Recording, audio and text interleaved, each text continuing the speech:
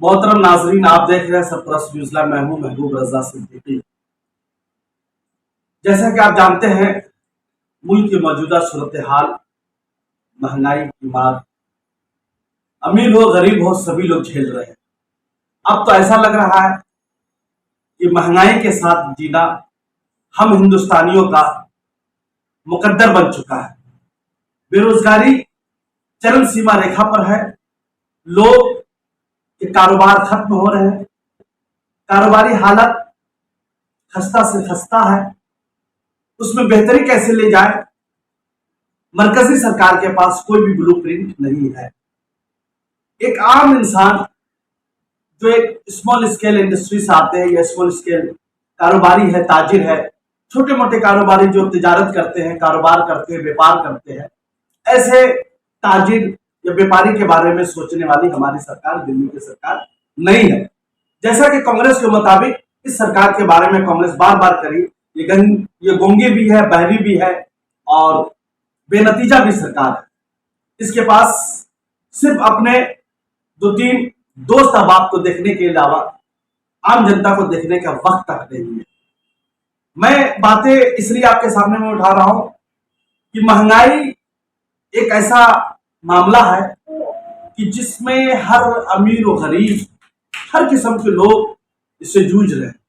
जो बहुत अमीर है, रईस है, उनके बारे में तो कुछ कहना नहीं। अगर पेट्रोल 110 या 510 भी हो जाए तो कोई फर्क नहीं पड़ता है।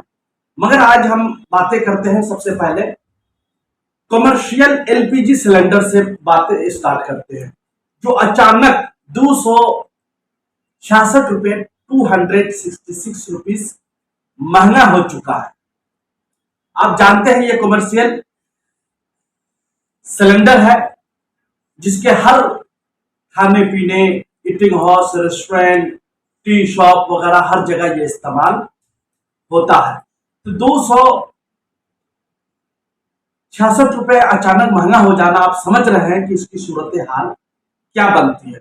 चलिए हम इसका जायजा ले लेते हैं। दिल्ली में इससे पहले 1733 रुपए थे। अब दिल्ली में जो कमर्शियल एलपीजी गैस सिलेंडर है, जो 19 लीटर का होता है, वो 2050 पैसे पर गैस सिलेंडर हो चुका है। मुंबई में 1683 रुपए थे, अब 1950 रुपए हो चुका है। कोलकाता में 2073 रुपया 50 पैसा हो चुका है। चेन्नई में 2133 रुपए हो चुका है। तो आप समझ रहे हैं कि अब तो लोगों को रेस्टोरेंट में खाना, चाय पीना, ढाबा वगैरह में जाकर के, इस किस्म की जगहों में जाकर के चाय पीना भी महंगा हो जाएगा। इसलिए कि 265-66 रुपए बढ़ना, इट्स समझिए कि बहुत बड़ी बढ़त है। पता नहीं क्या समझ में नहीं आया, अचानक इसको बढ़ा दिया गया। दूसरी तरफ हम डोमेस्टिक जो एलपीजी सिलेंडर है, जो 14.2 केजी का आता है, उसकी भी रेट कंटिन्यू पूरे साल में बढ़ी है। कभी 10 रुपया, कभी 20 रुपया, कभी 25 रुपया, कंटिन्यू बढ़ती रही है। दिल्ली में इसकी रेट है 899 रुपया 50 पैसा, अप्रोक्स 900 रुपया मान लीजिए।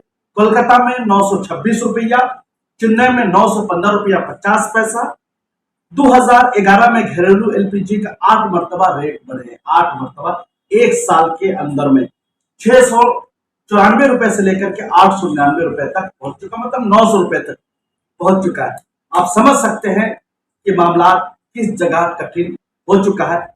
और भी हम बातें करते हैं। ये तो एलपीजी सिलेंडर और गैस का रहा, कमर्शियल डोमेस्टिक का रहा। अब हम बातें करते हैं आपके सामने में पेट्रोल और डीजल का। तो पेट्रोल डीजल की भी रेट आपसे हमसे छुपी हुई चीज नहीं, इसलिए कि पेट्रोल डीजल का रेट बढ़ने का मतलब है कि देश के तमाम कारोबार के ऊपर असर पड़ता है। इसलिए कि ट्रांसपोर्टेशन, नकलो हमल जो है, ये पेट्रोल डीजल के जरिए भी होती है।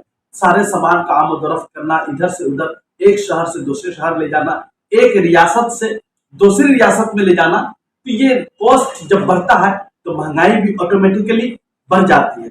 दिल्ली में पेट्रोल 110 रुपया 4 पैसे महंगा हो चुका है। चेन्नई में 115 रुपया 85 पैसे है। मुंबई में, सॉरी, चेन्नई में 106 रुपया 0.66 पैसे है।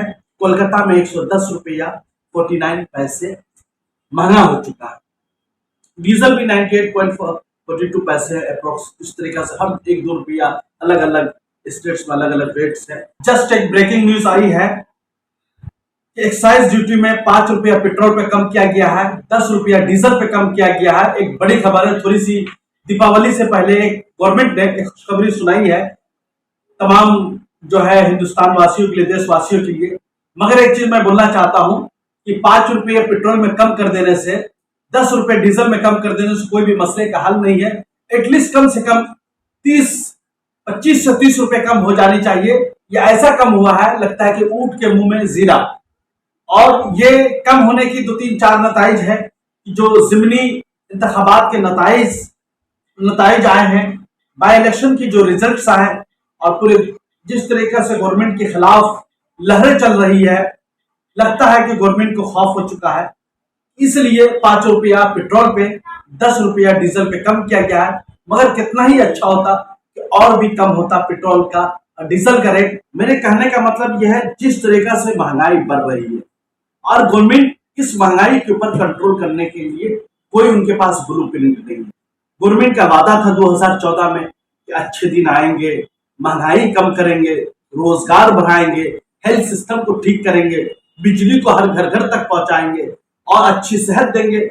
हर मुहाज पर यह सरकार फेल होते हुए नजर आ रही है, जिसका नतीजा ये बाई इलेक्शन में देखने की जो कल यस्टरडे जो रिजल्ट आया है, बाई इलेक्शन का जिमनी इंतखाबात की जो रिजल्ट आया है, नताइज आए हैं, उससे समझ में आ रहा है कहीं ना कहीं एनडीए गवर्नमेंट से, मोदी गवर्नमेंट से लोग परेशान है। परेशानी के हालत में एनडीए के खिलाफ लोगों ने मोदी सरकार के खिलाफ वोट दिया है और देश का किसान रास्ते में बैठे हुए हैं, कंटिन्यू आंदोलन कर रहे हैं 3 स्याह कानून के खिलाफ। तो ऐसी सूरत हाल में 22 में यूपी का भी इलेक्शन है। यूपी के इलेक्शन में अभी तो ऐसा लग रहा है कि वहां पर परिवर्तन, तब्दीली की हवा चल रही है।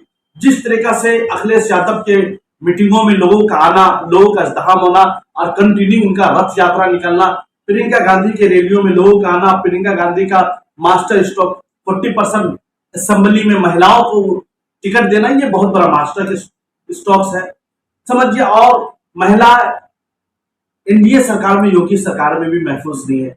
आए दिन कहीं ना कहीं हादसा महिलाओं के साथ, वुमेन के साथ होता ही रहता है। ये सारी दिक्कतें, परेशानी है। मैं एक ही चीज बोलना चाहता हूं, जो सरकार जनता के बारे में ना सोचे, गरीब जनता के बारे में ना सोचे, अवाम के बारे में ना सोचे।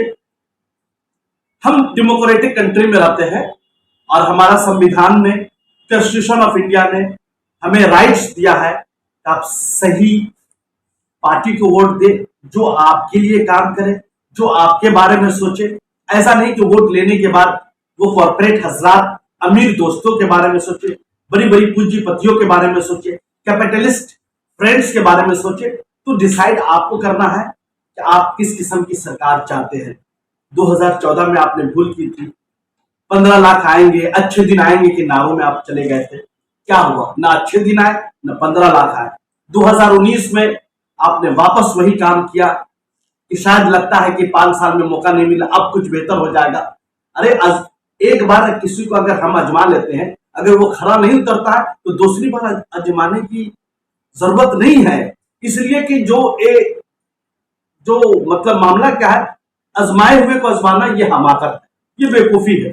तो ऐसी सूरत हाल में हमें एक चीज बहुत अच्छी तरीके से सोचना होगा, समझना होगा कि हमारे लिए, जनता के लिए, देश के अवाम के लिए कौन सी सरकार खड़ी है, कौन जनता के बारे में सोचती है, कौन महंगाई के खिलाफ जो है, महंगाई के खिलाफ काम करती है, बातें नहीं सिर्फ काम करती है, बातें नहीं सिर्फ काम करती है, कौन नौजवानों को रोजगार देने के बारे में सोचती है, नौजवानों को रोजगार देती है, हेल्थ सिस्टम ठीक करने के बारे में सोचती है।